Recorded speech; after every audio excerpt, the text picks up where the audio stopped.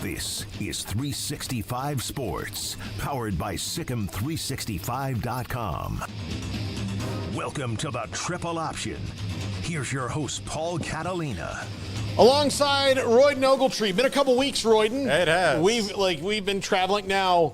You still got to live this life a little bit because you went to Raleigh, correct? I did. I was in Raleigh, North Carolina. You went to Raleigh for a couple days. It is, and here's the thing: you got a good weekend. A good weekend is where the local team that you cover wins the first game, and you get to stay, and you don't have to learn how airplane travel works in the dark recesses of the internet. Shout out to Josh Young because I kind of just told him, I was like, I don't know what to tell you. We're going to have to fly out there. 18-hour drive, by the way. Yeah. I was not going to do that. Yeah. And I was like, we're just going to have to fly out there. And it just is cheaper to book a round-trip flight than try and figure out what to do on the back end. And also with hotel reservations and all that. So if Baylor hadn't have won their first-round game against Mississippi State, I would have been exploring the greater Research Triangle area to figure it out, because I wouldn't have done anything. I would have just been there for a weekend. And look, here's the deal. Credit to Josh Young for having that kind of foresight, because there are many people in his position that say, no, you got to come back. Yeah. But you have to look at it like you've budgeted for the whole weekend. It's not lost money, right? You've budgeted for the hotel stay and all these things. Yeah. I tried to explain this to a couple of different radio people in my day, and I was like, listen, so like when you make a budget, right, you budget this, and then the thing is that if I change a flight, it's more than 50% that like the money that you think you're going to be saving on that extra 2 nights of hotel might pour right back into the flight. So you might as well just let me stay here. Yeah. And I'll pay for my you know what I'll do? I'll pay for my meals while I'm like in the not work time, since I can't work. Or like when I'm in the Big 12 tournament, just let me stay there and cover the rest of the league. Right. You know, we have fans of every, especially of every Texas team. We certainly had fans listening to us when we were on the radio here. But it's when you have to leave, like when you got to go, like I've had to do it in Raleigh and Jacksonville. When you got to leave early, it's a pain. It is an absolute pain. Now, if you drive there and you leave early, it's not, whatever. You stay the next night, you get up, or you leave, you drive whatever it is. That's what I did in Kansas City. But, the idea that, it's an international airport in Raleigh-Durham, but the idea that you were going to find a affordable flight back to Dallas, not a lot going in and out of. I think there were 2 going in and out of there that day. And mine was delayed, even still on Monday. So, the idea that I was probably going to have to drive to, like, Charlotte or something. I also didn't have a car. So, I would have just had a real pleasant weekend exploring North Carolina, which I'd never been to before, I don't think. Yeah. You've never been to North Carolina? Not in passing, I think. It's a lovely, it's a wonderful state. It's a wonderful state. Garrett, you ever been to North Carolina? I've been there. I've been through there a couple times, yes. Okay. You didn't go through there at all this time around, right? No, this time we went Virginia into West Virginia. I skipped going that way. Okay. Yeah, I think I made that route. My grandparents, God bless them, when we were all, like me and my cousins were all around the same age, like 10 years old. Yeah. They loaded 6 of us into a car and drove from Texas all the way kind of like up the Mid-South, the East Coast, all the way up to Washington, D.C. Yeah. And I think we skipped North Carolina, but we went to places like Richmond, Virginia. I've been to a lot of places in the southern part of the ACC going to school. Clemson was as far north as I was willing to go. Not willing, but also like able. Like you get in a car from Tallahassee and decide you're going to North Carolina. It's not really that far, but it's far enough to where the day of, you're like, let's go. We're playing North Carolina. Later. Let's go. And then, like, after the game is over, you're like, this is not really worth it. I gotta get back and take a test. So it's just far enough to where, unless you have parents that like were willing to fly you there, no, it wasn't worth it. So I never got to go up to any of the venues for sporting events. I've always wanted to. I have covered many Baylor and Big 12 events, like NCAA tournament wise. never have I once wound up at one in North Carolina. Really? Never once. And they've been in North Carolina for men's and women's basketball. A lot. Yeah. But never once has the wheel fallen on me to get to go there. I mean, I've been to places like I said, Jacksonville, Providence, Anaheim, Tulsa, Salt Lake City. Spokane. I've never been to Spokane. That one's eluded me a little bit. I think it's eluded everyone because we were really planning just how the sausage is made about like how I was going to get back and go to, if they were somehow to upset Duke and go to Newark, but then we were going to send Chad to Spokane. And that was like, it almost is impossible to Newark easy, but getting to Spokane, Washington, you might as well like, I don't know, teleport because you have to fly into Seattle and then drive like 3 hours. Why they have that tournament there, I have no idea, but I digress. Yeah. Well, I mean, it's a lovely place. Yeah. I have a very close friend who lives there. Used to work at Baylor, as a matter of fact. And used to work at Gonzaga. I've never been there. Northern California, we were there one time. I want to say, I've been to every bowl game, spot that Baylor's ever been to. And if I've decided not to go to a bowl game, I'll tell you it's because I've been to that bowl game before. Yeah. And I'm like, you know what? They didn't really. Shreveport, Louisiana. I'm not. I'm not doing that, and the one I would like to go back to is if Baylor makes the Pop-Tarts Bowl, I would love to go to the Pop-Tarts Bowl because before it was the Pop-Tarts Bowl, it was the Russell Athletic Bowl, and it was the I Could Give a Rip Bowl by the bowl committee because the Citrus Bowl was the next week, and they doubled them up. And so they've got the Citrus Bowl coming in and you've got an SEC team and an ACC team, and these are teams that regionally, it's going to be a big deal because people are coming to Orlando.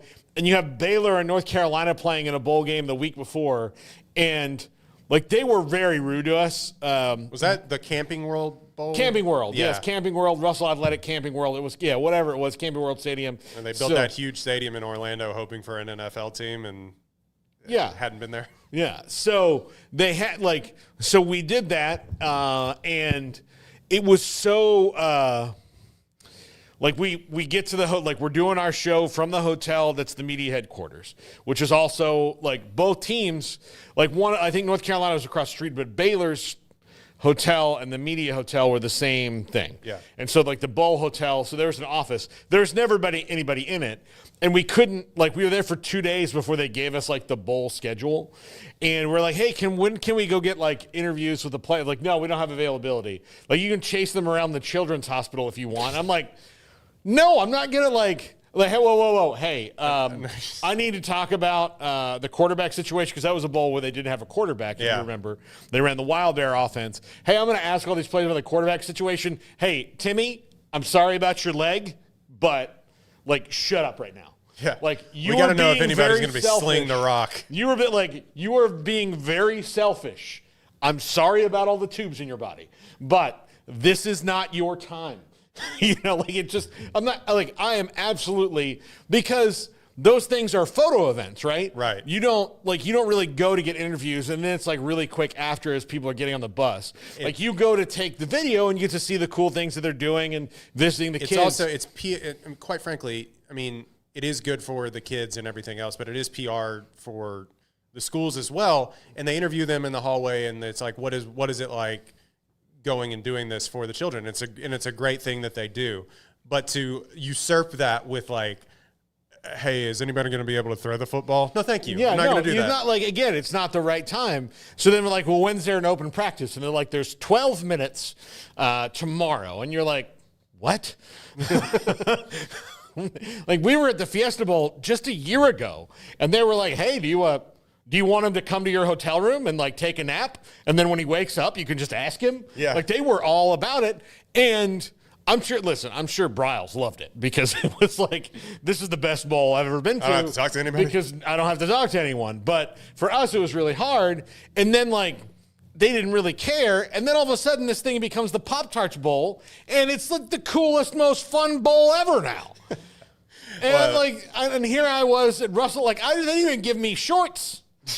Like I didn't get anything the year before again. And this is coming off the Fiesta Bowl too. So we're at the Fiesta Bowl and the Cotton Bowl 2 years in a row where they just roll out the red carpet. The Cotton Bowl put on a private John Legend concert for us. It was amazing.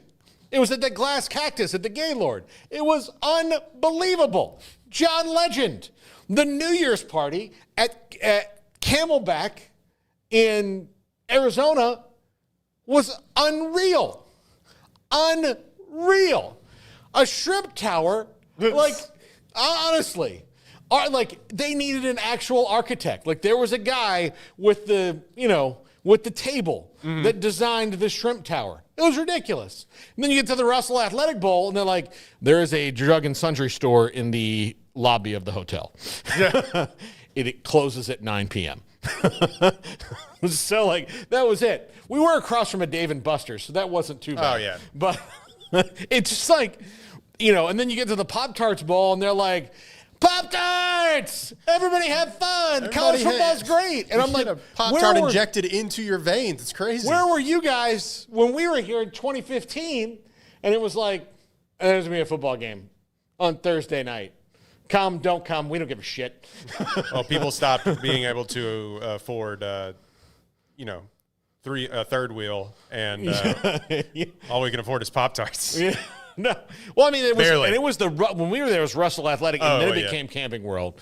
So it was at Camping World Stadium, and that was Russell Athletic Bowl. And so, Russell Athletic was I thought maybe you get some shorts, maybe there's an event. Some old football grays that you used to practice in 7th grade. Yeah, something like that. No, there's not even a commemorative pen or notebook.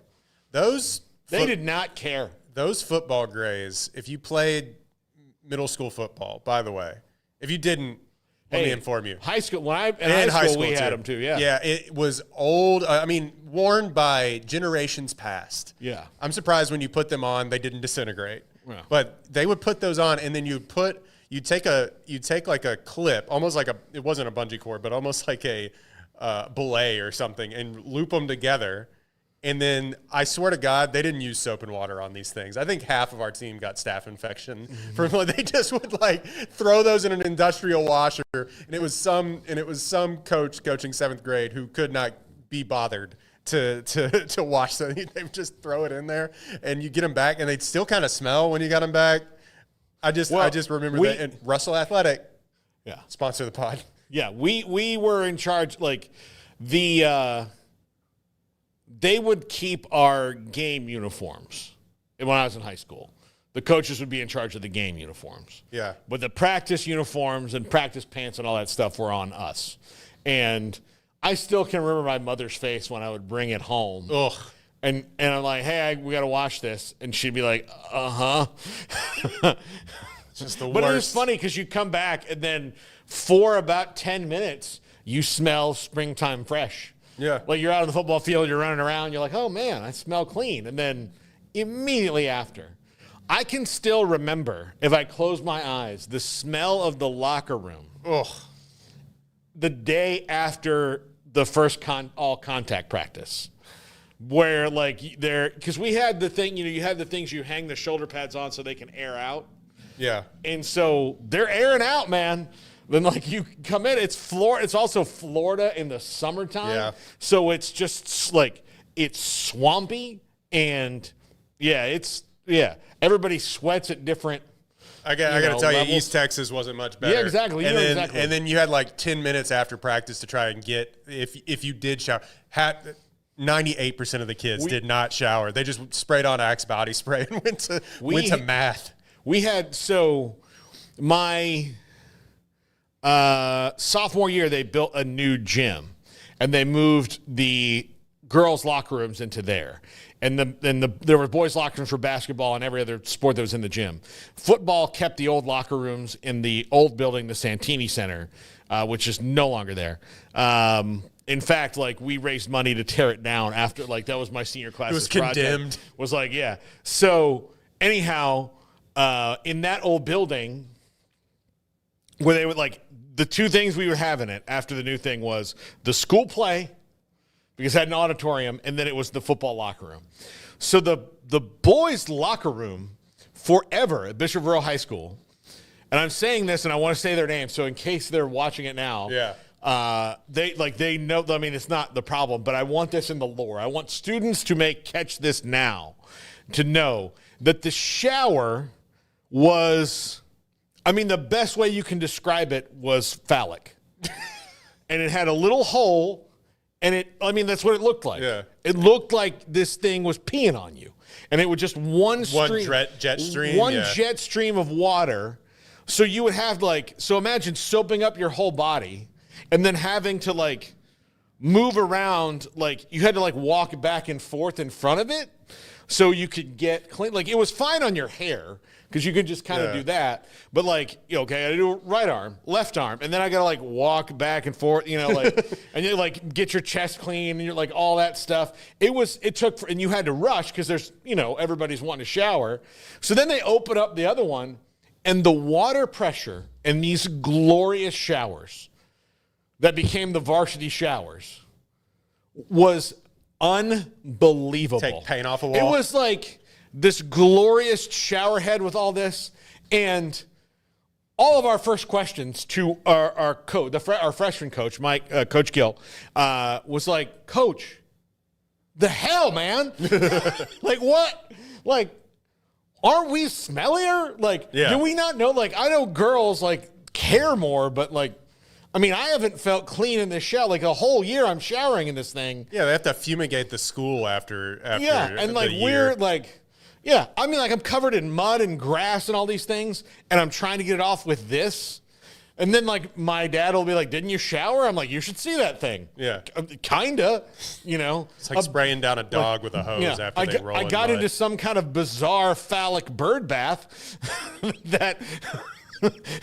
that got some of it off me. Yeah. God forbid I walk up and talk to one of the cheerleaders after the game. She'll never forget it, and not in a good way. So yeah, it was. That's what I remember. Royden, you were there. You got to see Duke in person. I did, and that's a hell of a thing, isn't it? They're good, man. I don't know what to tell you. I Baylor. God bless them. They came to play. They were ready. They were ready to go. I think Norchad O'Meara getting 3 fouls just was kind of the death nail for them because that was the only thing they could do to keep it where you can maybe muddy the water. I don't think even if he hadn't, it wouldn't have wound up. They still probably would have beat them by 15. It maybe wouldn't have been as bad. They wouldn't have gotten to go on a run before halftime that just killed Baylor's spirit. But that has been Baylor basketball the entire time. It's where they just kind of let the rope this entire season where they let the rope go a little bit and it slips through their fingers. And then they would have to try to claw their way back in the second half. That happened time and time again this year where I was sitting next to Casey and Sydney Wicker, and I was they are up right now. We need to watch. If they let Duke go on a run before the half, it's over. Mm-hmm. And they did. I mean, Norchad went out with 3 fouls, and they just didn't have anybody that could possibly bang with those behemoths down low. They had 3 guys that were 7 foot tall. I mean, their point guard was about as tall as Norchad O'Meara. Tyrese Proctor's 6'5". Mm-hmm. They went across the board 6'5", 6'6", 6'8", 6'10", 7 foot or something like that. And that's not always how basketball is won. We get that, but Baylor couldn't drive inside. They couldn't get past the length of Duke to even get a shot going towards the basket. And the fact that they were at one point up with 6 minutes left to play in the first half was kind of a minor miracle that they had kind of hung in there. Duke, even with all the free throws, Baylor fans will chirp about that, yada, yada, yada. Baylor was intentionally being physical as hell with them the entire way and daring the officials to call fouls, and they did. Yeah. But that they knew that's what they had to do. Norchad just got 3 fouls and then it was out. And then what really spelled kind of disaster, I think, and it's going to spell disaster for any team going up against them. Cooper Flagg scored 2 points in the second half, and it just did not matter.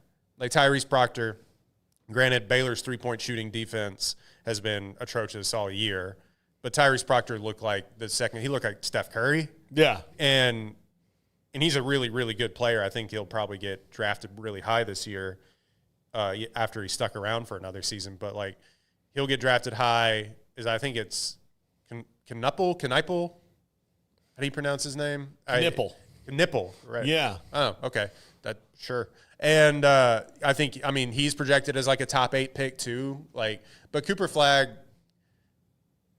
I was going to tweet that he was like SGA like after he was getting all those free throws just to kind of like stir the pot a little bit. But he really was like he'd get into his shot so easily. He just kind of flow, turn around, up and under, foul, hit the floater in the lane, like drive right, cross back left, step back 3. And it just everything was so seamless for Duke.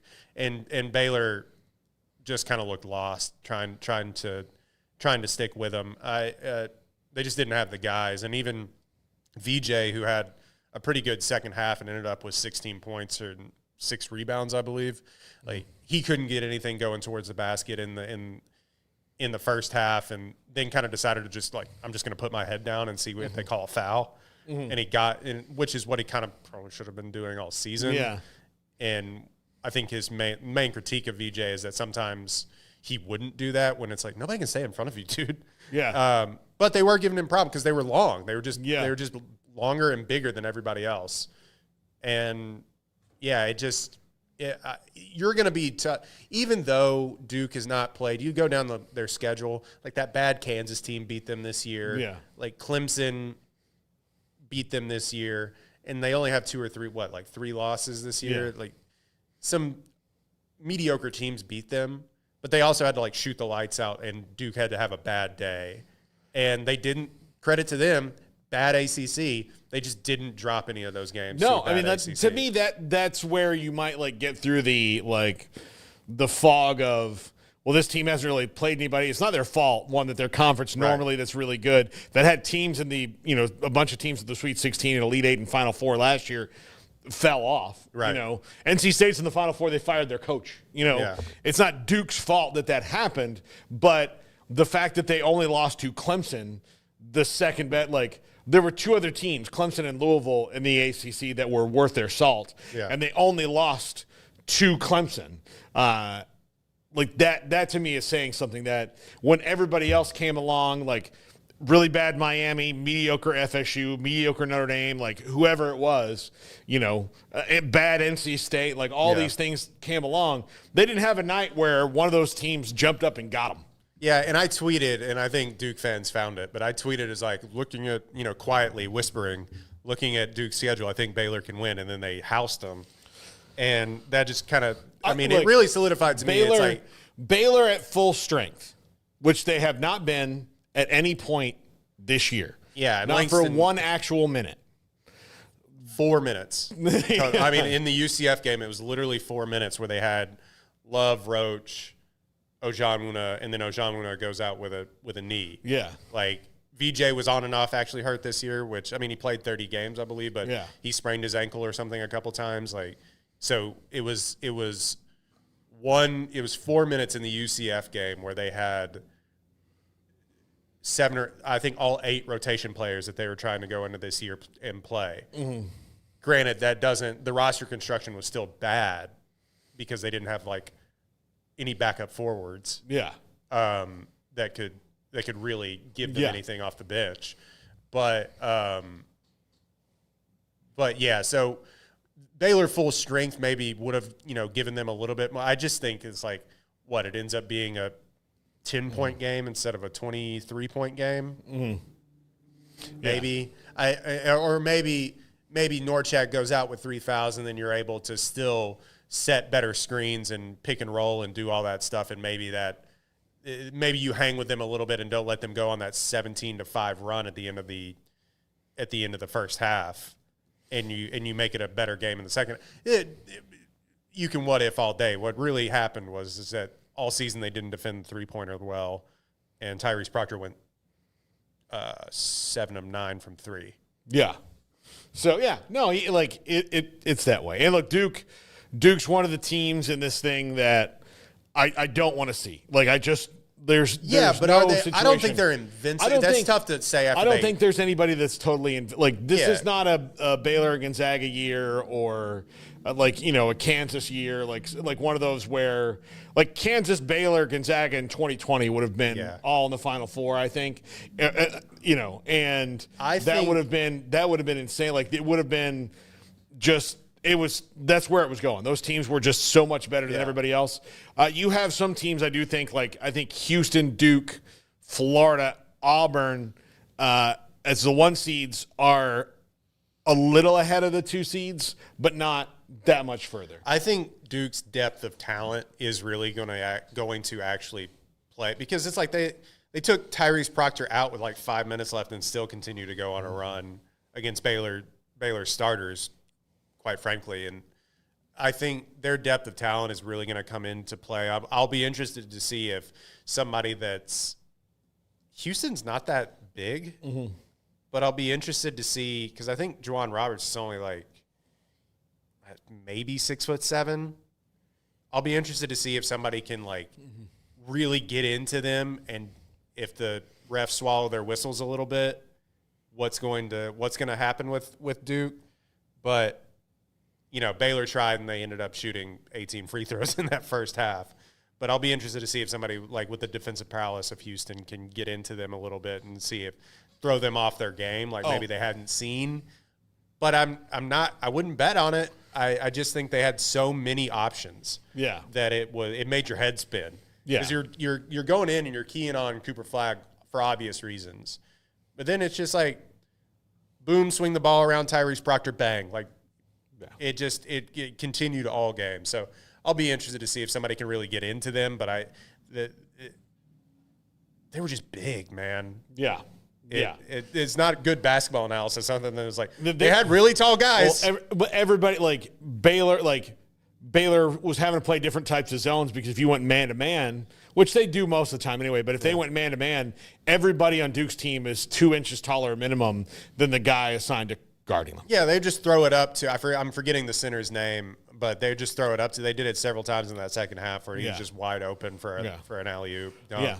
And it's not like he was rolling hard to the basket and they found it. I mean, he just they kind of just threw it up to him, it felt like. Yeah. Okay. We do have, there is some breaking news today in college football that I did not get to that I want to talk about.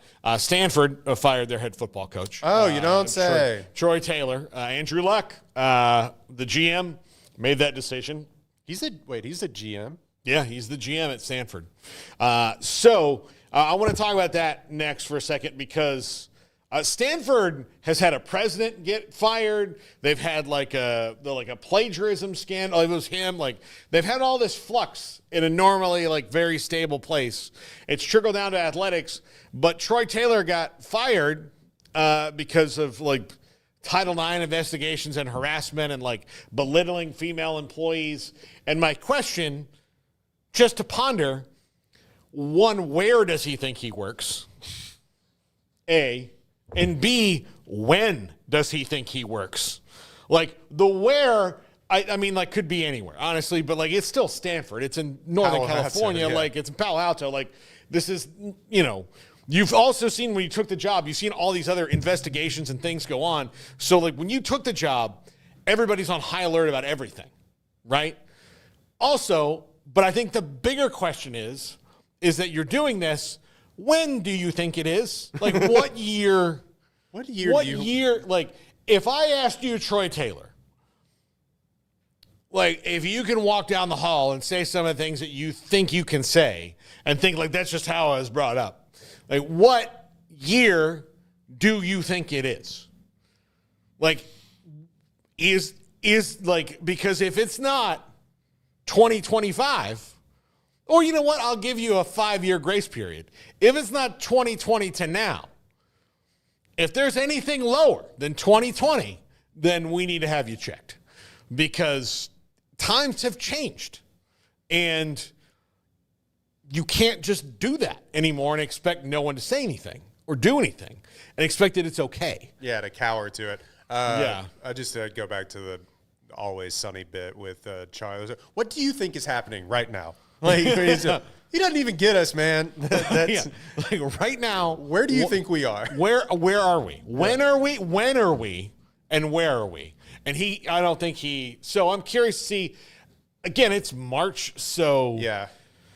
Stanford's not the same kind of attractive job it was before because, it's in a conference it absolutely did not want to be in. I mean, they could do whatever they want. They have all the money in the world, but also you can't your goal can be let's get every super smart guy on this roster. Yeah. Okay, great. What if they don't want to go there? Right. Like this, not like you can't just have the market on the smart guys. They have the same problem that, any of those schools, like Rice, Well, yeah, like Rice doesn't have the sort of facilities and money. Yeah, nobody has the money that Stanford does. And Rice has money. It should be in an attractable place like downtown Houston. Their facilities aren't really great. I've been around there, but Kennedy spoke at the football stadium. Yeah, exactly. It was that speech of we can go to the moon because it's hard. Yeah. Or we choose to go to the moon because it's hard. That takes place in the same football stadium. They played the first Super Bowl there, by the way. That stadium's still there. The door on the bathroom, the press box, still the same door. I promise you that. That's the one thing I thought was hey, of all the things you could change, you could put a new door, and things, but it's that heavy old door. The thing is built to last. Not knocking it, but I was surprised that I opened the door and it's got that old brass knob and the heavy door. Yeah. Fun fact, you got uranium poisoning.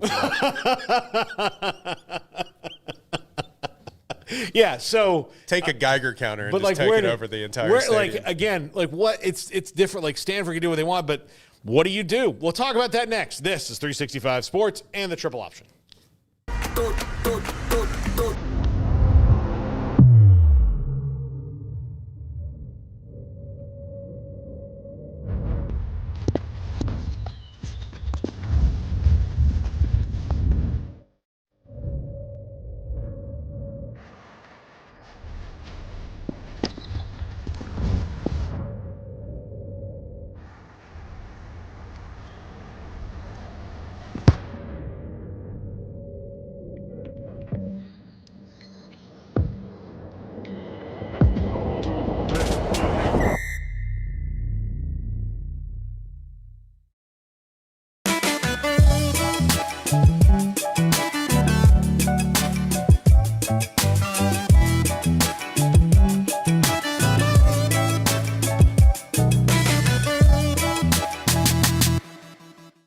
Revive Superfood Smoothies.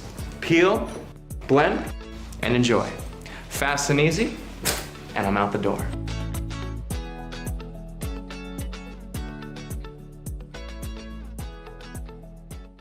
Life will test you. It will turn your world upside down. Again, and again, and again. The only way to hit back is to stand up. Stand up every time and say, I'm not done.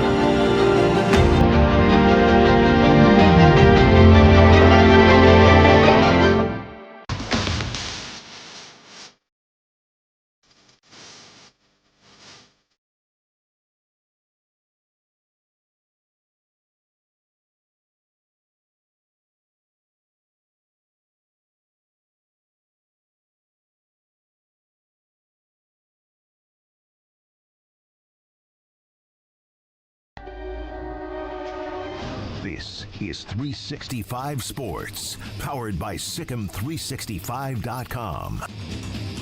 Welcome to the Triple Option. Here's your host, Paul Catalina. Yeah, so if you're Stanford, you probably have to go the interim route because it's almost April.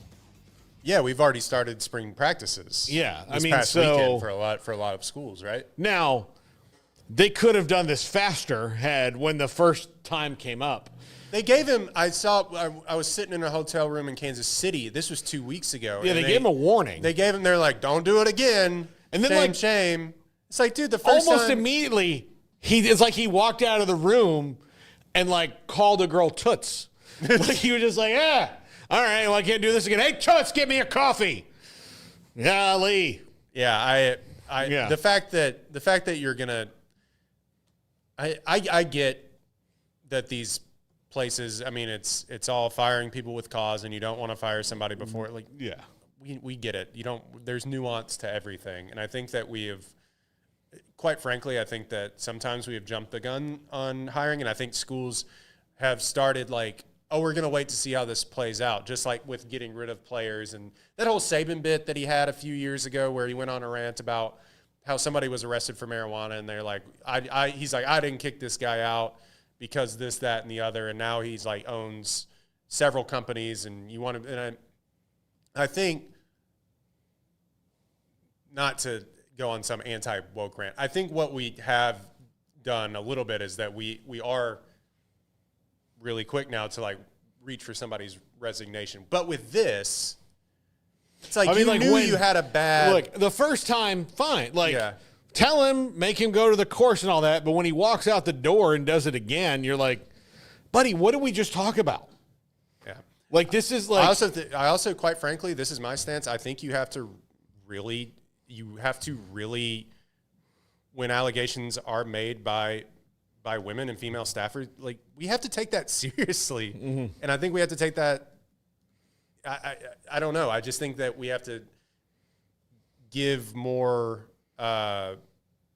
credence to those allegations, and the fact that we're giving people almost like, I don't know, a slap on the wrist with some of this stuff was tough to begin with in the first place. And it's just like, well, don't do it again. It's like, I don't know, man.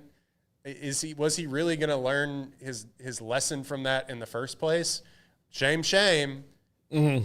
Come on. Like, we got to be a little bit smarter than that. And so it's just like, and it's not like y'all had been, this is going to sound crass, but like it's harder to get rid of successful coaches. We see it all the time. Yeah. That people will go a long way to bend over and, break their backs for successful people. Yeah. And try and like, we'll take a lot of heat if this person is, they haven't been successful too. So the idea that the idea that you can't just get rid of this guy is asinine to me, quite frankly. Yeah, absolutely. No, I agree with you. So yeah, it's weird. I just think it's silly that, like, okay, look, you should learn your lesson. Like, I think everybody needs to, especially if you come from a bygone era, sometimes you need to, like, I'm about giving people a little bit of like, all right, look, you don't understand how it was different where you were than where you are now. Like, you can't just say these things, right? Yeah. But even then, like, what are you doing? Like, it's crazy. And, I'll tell you, most places the football coach needs to treat, like, the coaches need to treat everybody a lot better than even like the people underneath them do. Yeah. Right? Like, you've got to make sure, because you need everybody. You need everybody if you're the leader of the situation, you need everybody at the ready. So you can't really treat, like, to me, I don't think you're going to be successful if you treat the lowest people on the totem pole badly. The people who don't, like, you don't do, like, you're not going to be successful, because they're not going to really want to go the extra mile for you, because they're not making any money to do so. Yeah, exactly. But if you treat them like they have a chance, then you're going to see that. Part of the reason Nick Saban is successful, I've never heard one person who like worked from his GA or anything like that was like, oh no, he treated me like dirt. Like, it was hard, but he treated me with respect. Yeah. Now, I can tell you lots of stories about a coach that worked here in a non-football sport that I don't want to mention names, but she and Elton John shop at the same store, about, like, when the lower people on the totem pole did things she didn't like, how she would, like, publicly dress them down, and then how the AD changed and saw her do that, and then all of a sudden, didn't become quite as acceptable. Didn't become quite as acceptable. And then one day, the men's basketball team won a championship, and she's not in charge anymore, and she also can't be rude to people, so she went to a place that would maybe let her. Not mentioning any names. I'm not. No. I'm not going to say any names. Yeah, right. I'm not. Very, very, you I really covered your bases. I was vague, right? That was vague? It was pretty very vague. vague. Very, very That's vague. who I was talking about? Okay. Did you see, I know we were on it was this. women's basketball was the sport, but I don't want to give you more details. Right. Not giving you any more, and I'm not giving you a name. Mm-hmm. Did you see the story that came out of the Dan Hurley thing? But the in Raleigh. Yeah. Okay, So, Royden, if an SID told you I'm going to ruin your life, I know you're sarcastic enough and be like, "Oh, you can't get worse." Yeah. It's like, Like what? hey, brother, get in line. You know. No, you're yeah. So look, story time about that. So You sound like my wife. I've had 30 exes tell me that you need to get in line.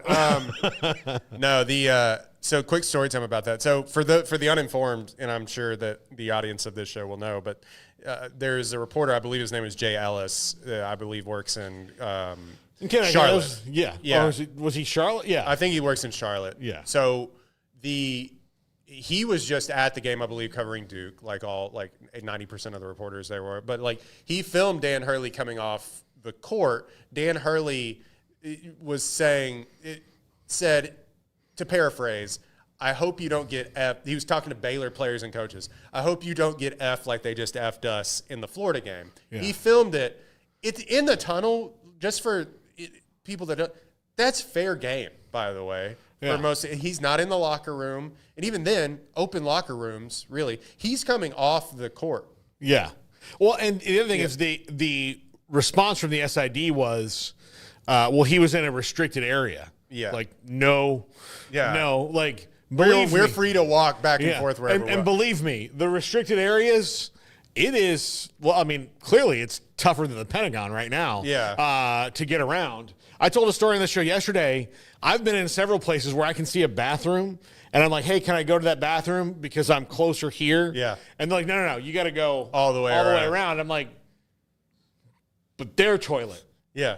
Me bathroom, their toilet. No? Like, can you move the line back to behind the toilet? Yeah. Like, we could just do that. Can we agree to this line of demarcation is behind the bathroom? By the way, there was like a one-holer at the Lenovo Center for like 40 meeting members, it felt like. Anyway, so I'm sitting there, me and Sydney Wicker, who works for KCE, and were the only, and Bryce Cherry was a couple feet down. But we're sitting there, guy, well-to-do dressed guy, reporter. I'm wearing like just a KWTX jacket or something. I have the beard, but he looks the reporter part. He comes and sits down. Major market. Kind of starts fiddling with his computer. And all of a sudden, I'm kind of typing something on Twitter, and I hear, "You're an effing joke." And I'm like, "Excuse me, what?" Like, what? It's like, who is talking to me? And I turn, and it's not next to me, but I'm literally a foot away. This guy, who we now know is the SID of UConn men's basketball, is in this guy's face. And he's like, "You're an effing joke. I'm going to ruin your effing life." And the reporter goes, "What?" And then he kind of storms off and like goes like, I thought a fan had come down out of the stands and was like dressing him down. And I go, "Man, what was that?" He goes, "I'm pretty sure that was just the men's basketball SID." So I was privy to. We have an eyewitness on scene. First row access. We buried the lead on today's show. I should have flipped you and Pierre today. Yeah, I didn't tweet about it or anything. I felt like it was that guy's to worry about. Well, you did. You got to see it. But like me and Sydney were like kind of like, yeesh. Like what? He goes, "I think that was a men's basketball SID." But he said, "You're an effing joke. I'm gonna ruin your effing life." And I was like, "What the heck?" And we just looked at each other, and I was just like, I have never, for as much as you communicate with SIDs and everything, I have never once thought that, and maybe this is a testament to Baylor in general, but like I've never once thought that somebody was going to go, "You're an effing joke. I'm going to ruin your effing life." Now I will tell you, I've caught the ire of an SID or two in my day. Yeah, I know. But and never happens to that level. To that level where he's like, I'm going to ruin your life. Now what are you, a mob boss? I will say this. One time, the owner of our radio station asked me, and I see this now because it's kind of obvious to me what they were doing is they didn't want to do it themselves, to ask the director of communications, athletic communications at Baylor, if we could move a game. Yeah. For a remote on a country station. And I was like, you've seen the Garrett's been through this with me. Yes. Every time It's I'm a like, hot hey, mess. you guys know what the contract says. Just don't schedule it now. Yeah. Just don't do that. Like I give you the calendar. I would give the calendar there months in advance. You had to. I had to. I'd give it months in advance. And then they would come to me like, hey, can we move it? I'm like, hey, you remember 3 months ago when I told you that this game was going to be on the station then? So I said, well, you just got to ask. And so Smokey, rascal that he is, I was like, Smokey, I'm not going to ask. He's like, no, it'll be fine. It'll be fine. Smokey, I think, knew what was about to happen because when the call came in, he died laughing. So this person who I have to this day a great relationship with, but could not believe that I was asking this on a time when like it was a big moment, a big game. It was like I don't think it was baseball. It might have been like Lady Bears, like towards the end of the season. Yeah. I can't remember what it was, but it was something like that. And I said, Nick, I'm sorry. I said his name. They don't know. I said his name. He's wonderful. He's wonderful. He's great. But this is really our only argument ever. But I said, Nick, I'm the messenger. She goes, yeah, and you're getting shot. So I'm gonna hang up the phone, and I went like, and Smokey's laughing, and I'm like, hey man, you guys just hung me out. I told you it was gonna happen. And Smokey's like, yeah, that was funny. And then I went to Gary. I'm like, hey man, I just got dressed down on the phone. Like, what are you doing to me here? Yeah. And he's like, oh, I guess we can't move it. I'm like, I told you we couldn't move it. Now I have to go see that guy at a press conference in like 2 days, and we're gonna have this weird tension that could have just not existed. Yeah. But that's the worst. And like, again, he would have never said that to me, you know. Right. Well, and so also the fact, like, brother, I'm a grown man. Don't talk to me like that. What are you talking about? Like, that's crazy. You're an effing joke. I just could picture that SID like standing outside his window. Like he's just like, yeah. Everywhere you go, I'm gonna be there. You drop your kid off at school, I'm gonna be right there. Yeah, and by the way, what is the reporter in Charlotte like? Oh no, I'm not gonna get UConn access like in Stores, Connecticut. Shucks. The next time you guys are through, yeah, when could that be? Yeah. So and I had firsthand access to that, and I hadn't really said anything about it, but I just was like seeing that. Then the station was like pretty publicly dressed that SID down as well, like and put him on blast. Asked him for a statement, and the SID kind of doubled down and everything. But seeing how viral it's gone, I'd be like, it is funny to be witness to a viral moment. Yeah, no, that's like being there for Charlie Bit My Finger, or that level of virality. Yeah, I mean, in the sports world, probably. I mean, Dan Hurley's going to have a lot more of these. It's like that. It's his like third one this year. Everybody was dunking on him a little bit, but also it's like, have we not watched Dan Hurley? Yeah, I mean it's par for the course. Like, it's not that. It wasn't. When I watched the video, I was like, not that shocking. Yeah, his statement was like the lasting image should have been him walking off the court arm in arm with his players. Well, then don't let him yell. Yeah. Like tell him, hey, don't say anything until you like get off the court. Like, just make sure that he, like if I'm the UConn AD, I'm like, hey, we love everything you do. Like we understand that you're an emotional person. But, everyone has a camera. Yeah. Everyone has a camera everywhere. And, so when it says like this should have been the lasting image, like, okay, that's fine. But like 10 seconds after that image, he did this thing. So,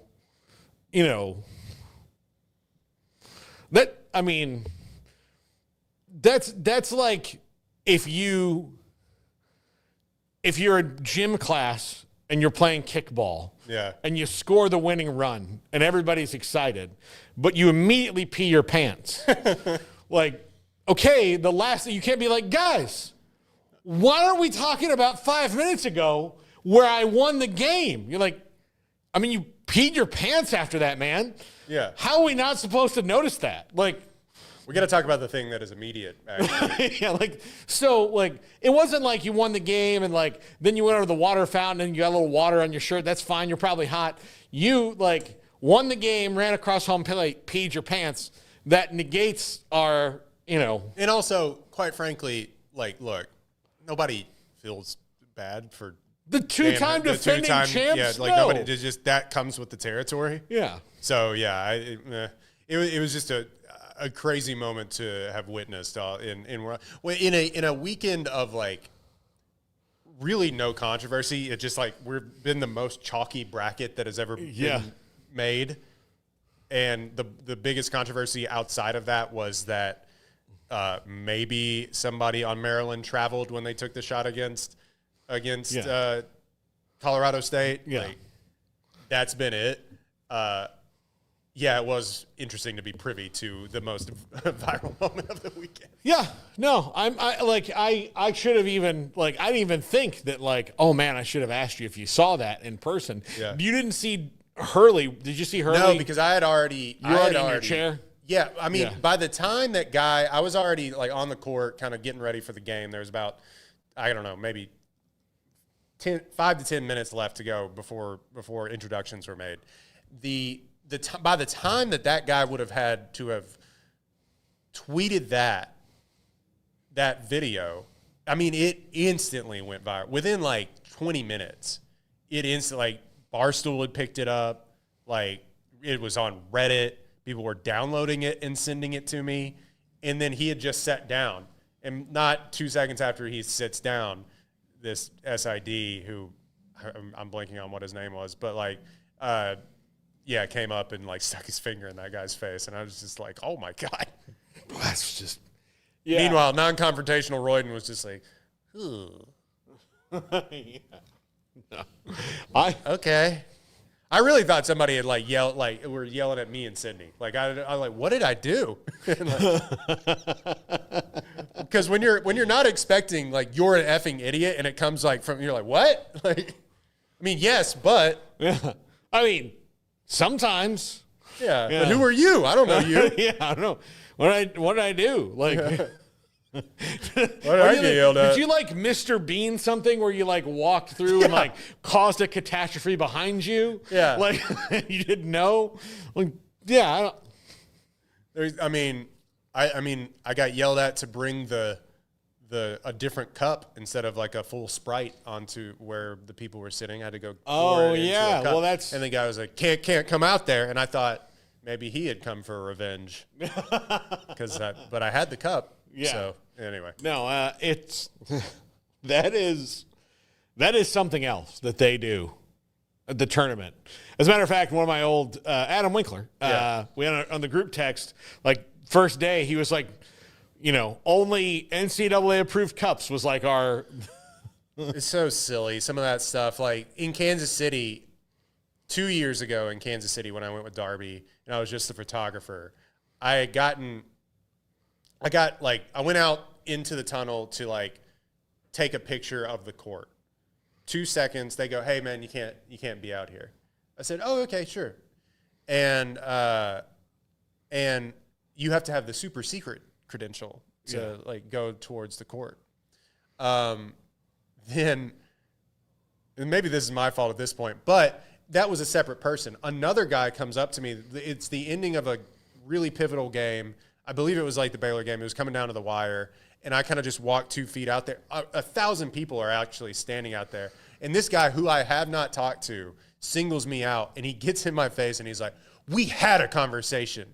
And I was like, "I haven't talked to you. I've talked to another guy." Apparently, there was a guy wandering around Kansas City that looked exactly like me. It was like, "We had a conversation. I'm going to throw you out of here." I'm like, okay. To not like I have a credential. I'm supposed to be. It's not like I'm just Jeff that wandered off the street. I have a big credential that's about as big as a manila folder hanging around my neck, and you're just going to tell me, like, I'm going to throw you out of here. Like, They do. And then I got yelled at again for taking another picture. So that's probably my fault, actually. The thing is, they do. There was a guy. I used to have to drive the van into Floyd Casey Stadium to do the pregame show, and it was a yellow van. It was yellow, and it had our logo on it. And the guy at the security, like half the time, the Baylor Alumni Network would just give me the pass when I pulled in, because they're like, well, he's coming right here. It's every week. You know, they would get their passes later, and they're like, look, you just got to pull in. I mean, it was 100 yards. Like, literally, I pulled into that spot, I drove straight, and I parked. And this dude every week would be like, I need to see your pass. I'm like, how many days do we have to do this dance? Do you hear the radio station you're listening to right now? This one. I'm not a super fan. I have to drive this gigantic Scooby-Doo thing all the time. I hate doing it. Always hate doing it, but it's my job. I've been told, because I am here on the totem pole, that, hey, you're part of this being on the pregame show is driving the van in with all the gear in it and setting that up. So that's what I'm going to do, buddy. And this guy right here who's walking towards me, then we do this every week. Every week, he's going to tell this guy comes up, hands the parking pass to me, and I put it in the thing. And then you have this thing. We have this exchange. And I don't we don't have to do this. We don't have to. He's going to tell you the same thing. And it was on and on every week. And it was like, I was like, are you training like a new guy? So he sees that you're tough on crime. I don't know what's going on here. But again, it's still me. It's not been anybody else. The van's still the same. We don't have a bunch of these. This is not some sort of like, now you see me too shell game that we're running. This isn't the Italian job. We are literally just, That was my favorite thing. And you drive a big news live van somewhere. Who are you with?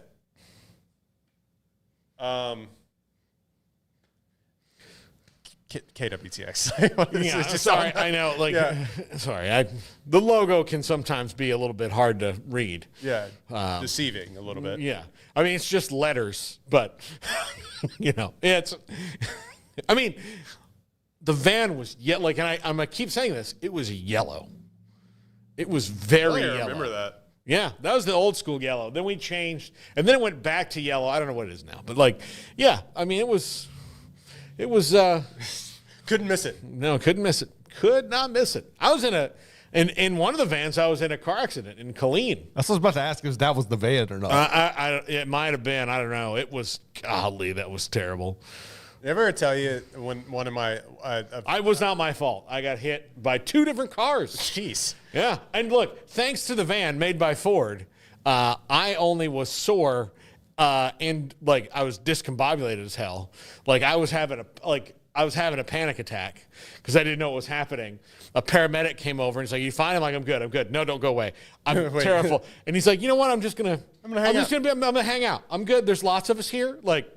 I'm assigned to you. Yeah. You just let me know when you're fine." I just quick anecdote. 2 months on a job down in Bowman. I was probably 21 years old, and we covered wrecks daily there. I mean, I-10 goes right through there. It was like the wreck capital of the world. And so I'm going to go cover a wreck that has happened. The traffic, 5 o'clock traffic, believe it or not, in Beaumont, back bumper to bumper. I'm looking on Google Maps to try and find where this wreck is. Traffic comes to a complete halt. It's my fault. I completely own it. I'm going about 20 miles an hour, but it's fast enough to cream the back of this car. Just kind of nonchalant, caught nothing all of a sudden I'm gonna get in so much trouble. Lights come on in the back of the car. It was an unmarked police vehicle that I had run into as a 21-year-old kid in that said 12 News on it, by the way, going to cover another wreck. It didn't really do anything to my car, but it took his bumper off. And he gets out of the car, and I've never seen somebody, granted, I get it, but he gets out of the car, and this police officer is like, "Man, I'm going to have to get piss tested now." And I'm like, you shouldn't be worried about that at all. what? Like training day? Yeah. I mean, quite literally, I was like, what? He goes, I'm going to have to get piss tested now. I said. The other guy's like, I didn't know like you get wet PCP. Jake. That's ice you smoke. I would love to be like, King Kong ain't got shit on me. Yeah.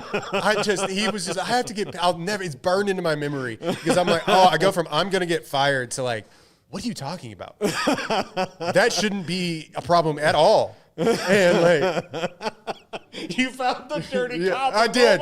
Yeah. We're running into him.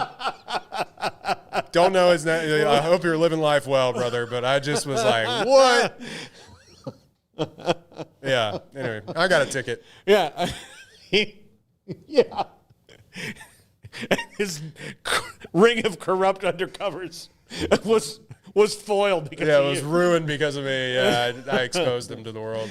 I mean, if you're worried about getting piss tested, you got bigger problems. You got bigger problems than the bigger fish to fry, dude.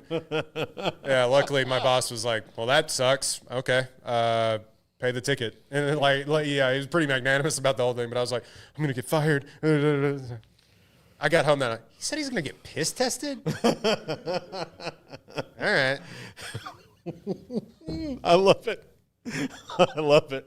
That's an ender right there. That's an ender. We have Chris Kleiman. Smokey talked to him earlier on the show.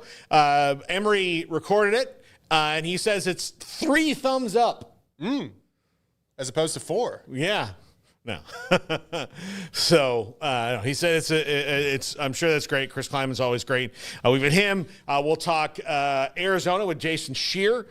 They are in the Sweet 16. They're one of those teams that are in it. Plus many more things. John McClain will join us as well. Plus my top 5. Craig's off the radar and more. This is the Triple Option. See you in an hour, everybody. Overwhelmed by your inbox? Clean Email is here to help. Organize, clean, and manage your emails with powerful automation tools. Say goodbye to spam and clutter and enjoy a stress-free inbox. Try Clean Email today at cleanemail.com.